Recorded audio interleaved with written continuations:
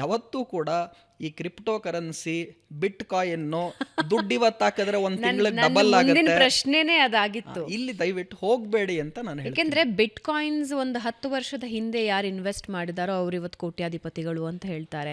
ಬಿಟ್ coins ಯಾವಾಗ ಜನಪ್ರಿಯತೆಗೆ ಬರೋದಕ್ಕೆ ಶುರುವಾಯಿತು, ಕ್ರಿಪ್ಟೋ ಕರೆನ್ಸಿ ಯುಗ ಶುರು ಆಗೋಯ್ತು.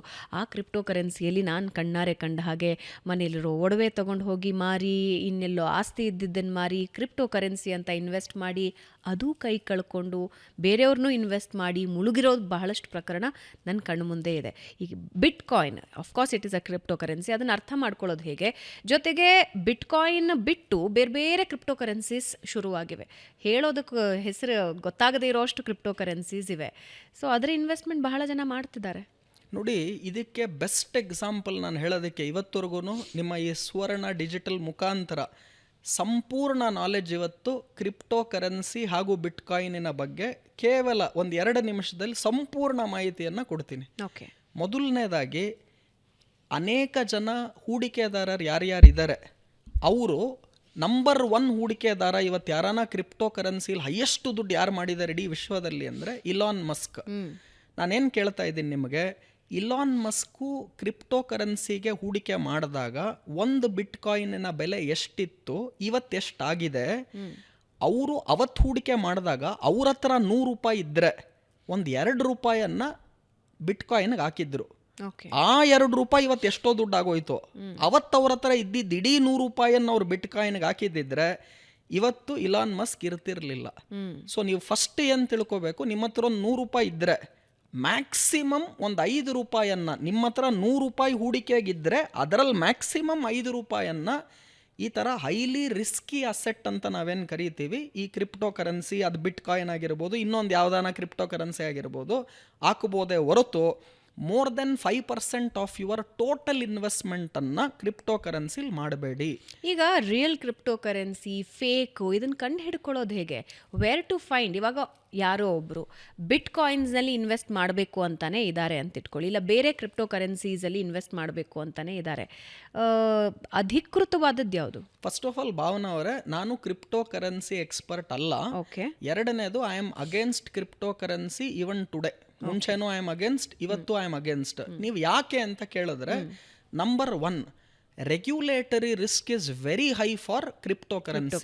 ಏನು ಈ ರೆಗ್ಯುಲೇಟರಿ ರಿಸ್ಕ್ ಅಂದರೆ, ಒಂದ್ಸಲ ಗೌರ್ಮೆಂಟ್ ಇದನ್ನು ಸರಿ ಅನ್ನತ್ತೆ, ಇನ್ನೊಂದು ಸಲ ತಪ್ಪು ಅನ್ನತ್ತೆ, ಒಂದು ಸಲ ಅಮೇರಿಕನ್ ಗೌರ್ಮೆಂಟ್ ಬೇಡ ಅನ್ನತ್ತೆ, ಇನ್ನೊಂದು ಸಲ ಇಂಡಿಯನ್ ಗೌರ್ಮೆಂಟ್ ಬೇಡ ಅನ್ನತ್ತೆ. ಅಂದರೆ ಇಡೀ ವಿಶ್ವದಲ್ಲಿ ಎಲ್ಲ ಗೌರ್ಮೆಂಟ್ಗಳು ಒಂದೇ ಸ್ಟ್ಯಾಂಡನ್ನು ಕ್ರಿಪ್ಟೋ ಕರೆನ್ಸಿಲಿ ತಗೊಂಡಿಲ್ಲ. ಸೊ ಇದಕ್ಕೆ ನಾವು ರೆಗ್ಯುಲೇಟರಿ ರಿಸ್ಕ್ ಅಂತ ಕರಿತೀವಿ. ಸೊ ಕ್ರಿಪ್ಟೋ ಕರೆನ್ಸಿಯಲ್ಲಿ ರೆಗ್ಯುಲೇಟರಿ ರಿಸ್ಕ್ ಇರೋದ್ರಿಂದ ನಾನು ಯಾವತ್ತೂ ಕೂಡ ಕ್ರಿಪ್ಟೋ ಕರೆನ್ಸಿಯನ್ನು ಹೂಡಿಕೆಯಾಗಿ ನೋಡೇ ಇಲ್ಲ. ನೀವು ಲಾಟ್ರಿ ಟಿಕೆಟ್ ತೊಗೊಳೋ ಬದಲು ಕ್ರಿಪ್ಟೋ ಕರೆನ್ಸಿ ತೊಗೋಬೋದು. 100 ರೂಪಾಯಲ್ಲಿ ಒಂದು 5 ರೂಪಾಯಿ ನಾನು ಕ್ರಿಪ್ಟೋ ಕರೆನ್ಸಿಗೆ ಹಾಕಿದಾಗ ಅದು ಹೋದರೂ ಕೂಡ ನನಗೇನು ಯೋಚನೆ ಇಲ್ಲ. ಆದರೆ ಜನ ಏನು ಮಾಡ್ತಾರೆ, ಬೇಗ ಶ್ರೀಮಂತರಾಗಬೇಕು, ದಿಢೀರ್ ಶ್ರೀಮಂತರಾಗಬೇಕು ಅಂತ ಅವ್ರ ಹತ್ರ 100 ರೂಪಾಯಿ ಇದ್ದರೆ ಇನ್ನೊಂದು 100 ರೂಪಾಯಿ ಸಾಲ ಮಾಡಿ 200 ರೂಪಾಯಿಯನ್ನು ಕ್ರಿಪ್ಟೋ ಕರೆನ್ಸಿಗೆ ಹಾಕ್ತಾರೆ. ಸೊ 100 ರೂಪಾಯಲ್ಲಿ ಮ್ಯಾಕ್ಸಿಮಮ್ 5 ರೂಪಾಯಿ. ಬಟ್ ನಾನು 1 ರೂಪಾಯಿಯೂ ನಾನು ಹಾಕಲ್ಲ 100 ರೂಪಾಯಲ್ಲಿ ಕ್ರಿಪ್ಟೋ ಕರೆನ್ಸಿಗೆ. ನಾನು ಶ್ರೀಮಂತನಾಗಬೇಕು, ಆದರೆ ಅಟ್ಲೀಸ್ಟ್ ನಾನು ಈಗ ಎಲ್ಲಿದ್ದೀನಿ ಅಲ್ಲಿಂದ 0ಗೆ ಪಾಪರ್ ಆಗೋ ಸಾಧ್ಯತೆಗಳು ನನಗೆ ಬೇಡ. ಸೊ ಹಾಗಾಗಿ ಐ ವಿಲ್ ನೆವರ್ ಪುಟ್, ನಾನು ಲಾಟ್ರಿ ಟಿಕೆಟು ತೊಗೊಳಲ್ಲ, ಕ್ರಿಪ್ಟೋ ಕರೆನ್ಸಿಗೂ ದುಡ್ಡು ಹಾಕಲ್ಲ. ನಾನು ಪರಿಶ್ರಮದ ಮೇಲೆ ನಿಂತಿರ್ತೀನಿ, ಮತ್ತು ನನ್ನ ಹಾರ್ಡ್ ವರ್ಕ್ ಸ್ಕಿಲ್ ಮೇಲೆ ನನಗೆ ನಂಬಿಕೆ ಇದೆ. ಲಕ್ ಮೇಲೆ ಜಾಸ್ತಿ ನಂಬಿಕೆ ಇದೆ ಅಂದರೆ ನೀವು ಲಾಟ್ರಿ ಟಿಕೆಟ್ ತೊಗೊಂಡು ಟೆಸ್ಟ್ ಮಾಡ್ಬೋದು. ಬಟ್ ಖಂಡಿತ ದಸರಾ ಬಂಪರ್ ಬರುವ ಸಾಧ್ಯತೆಗಳಾದ್ರೂ ಒಂಚೂರು ಇರ್ಬೋದು. ಈ ಕ್ರಿಪ್ಟೋ ಕರೆನ್ಸಿ ಹೂಡಿಕೆಗಳನ್ನು ಖಂಡಿತ ನಾನು, ಬಿಕಾಸ್ ರೆಗ್ಯುಲೇಟರಿ ರಿಸ್ಕ್ ಇದೆ ಅನ್ನೋದು ಒಂದಾದರೆ, ಎರಡನೇದು ವಾಲಟೈಲಿಟಿ.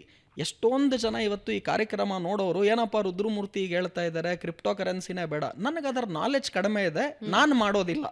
ಬೇರೆ ಯಾರಿಗೋ ಸೂಟ್ ಆಗ್ತಿದ್ರೆ ಮಾಡಿ, ಅದರ ಎಕ್ಸ್ಪರ್ಟ್ ನಾಲೆಡ್ಜ್ಗಳು ಕೊಡೋರು ಇದ್ದಾರೆ. ಆದರೆ ನಿಮ್ಮ ಹತ್ರ ಇದ್ದರೆ 100 ರೂಪಾಯಿ, ಮ್ಯಾಕ್ಸಿಮಮ್ ಅದರಲ್ಲಿ 2ರಿಂದ 5 ರೂಪಾಯಿಯನ್ನು ಮಾತ್ರ ಕ್ರಿಪ್ಟೋ ಕರೆನ್ಸಿಗೆ ಹಾಕಿ, ಅದಕ್ಕೂ ಜಾಸ್ತಿ ಹಾಕಬೇಡಿ. ಯಾಕೆಂದರೆ ರೆಗ್ಯುಲೇಟರಿ ರಿಸ್ಕ್ ಇದೆ ಅಂತ ಹೇಳಿದೆ.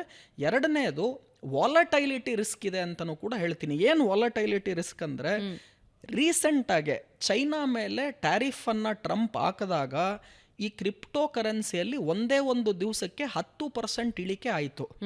ಆ 10% ಇಳಿಕೆ ಆದಾಗ ಲಿವರೇಜ್ ಅಂತ ಇರುತ್ತೆ. ಅಂದರೆ ನೀವು ಇಡೀ ದುಡ್ಡನ್ನು ಕೊಟ್ಟು ಕೊಂಡ್ಕೊಂಡಿರಲ್ಲ, ಲಿವರೇಜ್ ತೊಗೊಂಡು ಕೊಂಡ್ಕೊಂಡಿರ್ತಾರೆ. ಈ ಥರ ದೊಡ್ಡ ಫಾಲ್ 10% ಏನಾನ ಆದಾಗ ಅವ್ರ ಅಕೌಂಟೇ ಝೀರೋ ಆಗಿಬಿಡುತ್ತೆ. ಸೊ ಈ ವಾಲಟೈಲಿಟಿ ಅಂದರೆ ಏರುಪೇರು ಜಾಸ್ತಿ ಇದೆ ಅದು. ಆಮೇಲೆ ಇಷ್ಟು ದಿವಸ ಏನಾಗ್ತಿತ್ತು, ಗೋಲ್ಡ್ ಸಿಲ್ವರ್ ಅನ್ನ ಸೇಫ್ ಅಸೆಟ್ ಮತ್ತೆ ಲೆಸ್ ವಾಲಟೈಲ್ ಅಸೆಟ್ ಅಂತ ಹೇಳ್ತಿದ್ವಿ. ಈಗ ಶೇರ್ ಮಾರ್ಕೆಟ್ಗೂ ವಾಲಟೈಲು ಗೋಲ್ಡ್ ಸಿಲ್ವರ್ ಆಗ್ಬಿಟ್ಟಿದೆ.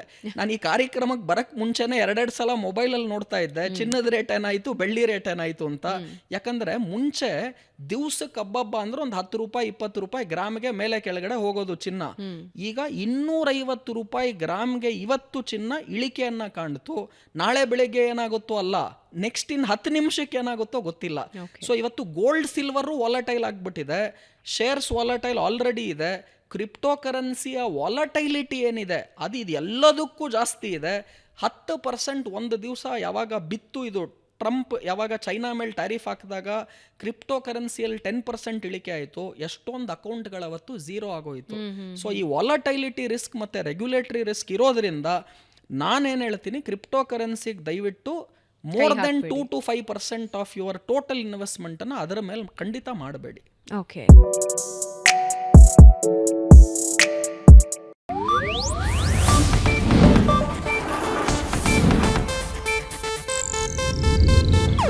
ಇದು ಏಷ್ಯಾನೆಟ್ ನ್ಯೂಸ್ ನೆಟ್ವರ್ಕ್ ಪ್ರಸ್ತುತಿ.